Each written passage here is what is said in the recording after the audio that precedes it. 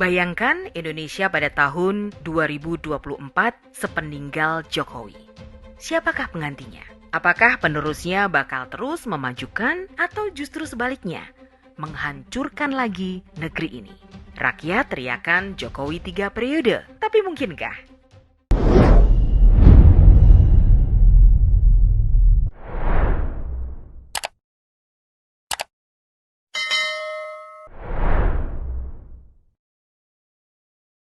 Horor Indonesia tanpa Jokowi oleh Iyas Subiakto. 22 tahun pasca runtuhnya Orde Baru, kita tidak merasakan perubahan yang signifikan. Sepanjang 6,5 tahun pertama, di era Presiden Habibie, Gus Dur, dan Megawati, kita hanya diberi pemanis kembang gula. Manis di permukaan, pahit pada dasarnya. Masa transisi itu sulit dilalui, karena sejatinya hanya segelintir orang yang benar-benar mau berubah dari kemapanan hidup dengan cara siluman. Setiap bangun pagi, nafas kita hanya diisi oleh barang-barang bersubsidi. Itu yang disebut oleh arwah Soeharto dengan jargon enak zamanku toh. Beberapa kali kita katakan, munculnya SBY adalah sebuah kecelakaan fatal buat Indonesia. Bayangkan, selain porak-poranda masalah pembangunan dan keuangan, dia juga membiarkan berseminya bibit perpecahan antar anak bangsa dalam kerentanan yang nyata, khususnya dalam hal agama. Pembiarannya terhadap HTI, FPI yang ber-DNA teroris adalah bukti dia tak peduli Indonesia mau jadi apa. Yang penting dia happy sambil nyanyi. Atau itulah kapasitasnya, sehingga outputnya nyaris menghanguskan Indonesia. Sampai pada titik masuk ke zona membahayakan, SBY hanya prihatin. Untung saja Tuhan berkehendak lain. Jokowi dihadirkan, HTI dan FPI dibubarkan, Indonesia terselamatkan. Hadirnya Jokowi bak mimpi di ujung tidur yang panjang. Tapi begitu tersentak kita terbangun di depan kenyataan bahwa hasil kerjanya jelas ada di depan mata.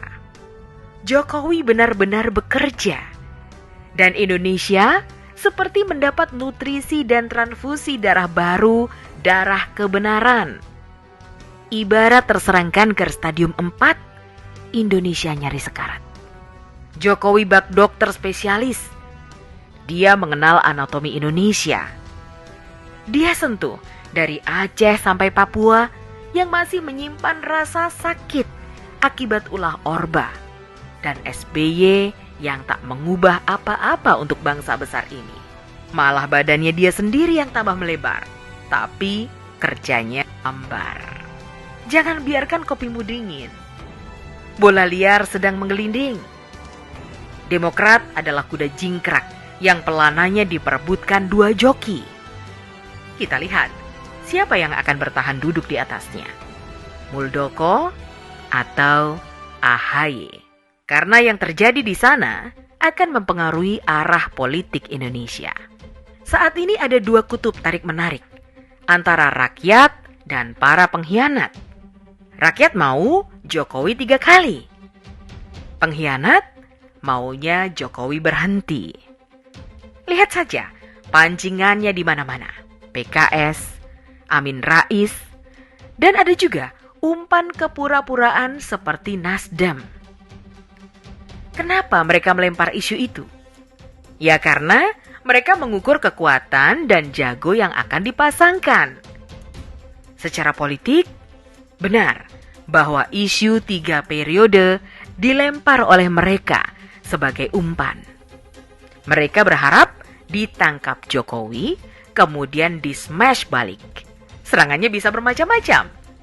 Bisa dibilang Jokowi tak patuh undang-undang, atau mungkin isu keserakahan kekuasaan yang akan dihembuskan. Bertemunya Nasdem dan Golkar adalah bak CLBK. Cinta lama belum kelar. Kita tahu SP siapa dan Golkar siapa, serta sosok yang mana yang masih bermain di sana. Tentunya yang jelas masih ada JK. Politikus tua dan kawakan yang kondisinya sedang dipergunjingkan dengan isu macam-macam ini tidak akan berhenti sebelum mati. Jokowi sudah beberapa kali menolak isu itu. Dia tidak mau. Manusia yang patuh akan kebenaran ini tidak mau melanggar akhlak politik. Apalagi memaksakan akhlaknya untuk sebuah kekuasaan. Pertanyaannya, kalau Jokowi tidak mau, walau jelas figurnya masih sangat diperlukan, dan itu bukan asal-asalan, karena rakyatlah yang memintanya. Jadi, Pak Jokowi tidak harus merasa dijerumuskan. Bagaimana kalau kelak hasil kerjanya dihancurkan para buaya yang kelaparan?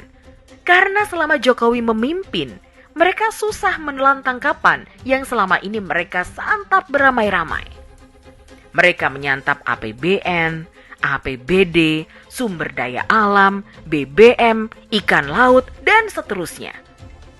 Apa tidak sia-sia jerih payah membangun jatuh bangun selama 10 tahun mau diserahkan ke penyamun yang sudah lama manyun? Bagaimana Jokowi punya perasaan dijerumuskan? Ada 86 juta suara yang memilihnya. Dan saat ini, dengan kepuasan kepemimpinannya, bisa lebih dari 100 juta orang yang pasti mendukungnya. Insya Allah. Tapi ini bukan lagi soal didukung dan tidak didukung. Ini masalahnya ada pada Jokowi yang sudah beberapa kali menolak dicalonkan lagi. Pertanyaannya dan lagi-lagi pertanyaan, siapa yang akan menggantikan? Kita tidak ada harapan kalau menunggu partai yang mengusung. Apalagi dari calon yang digadang-gadangkan. Apa yang bisa kita harapkan dari mereka? Belum lagi, sebagian dari mereka masih ber-DNA Orba dan harum cendana. Tapi apa mau dikata, kalau Jokowi tak bersedia? Kita tunggu sinyal Jokowi dan bagaimana Demokrat disikat. Di sana ada Muldoko, ada juga Gibran sebagai kuda hitam, tapi memberi harapan. Indonesia di ujung masa transisi. Sayang kalau pondasi yang dibangun ulang Jokowi diestafetkan kepada pencuri. Kita bakal gigit jari dan mereka menari lagi. Duh Gusti, ngeri kami menatap masa depan negeri ini sepeninggal Jokowi. Tapi kami yakin Tuhan akan membuka hatinya agar tak pergi begitu saja sebelum menyiapkan penggantinya. Semoga kesatriaannya terus ada untuk Indonesia. Dia disegani dunia, dicintai rakyatnya, dan ditakuti lawan-lawannya.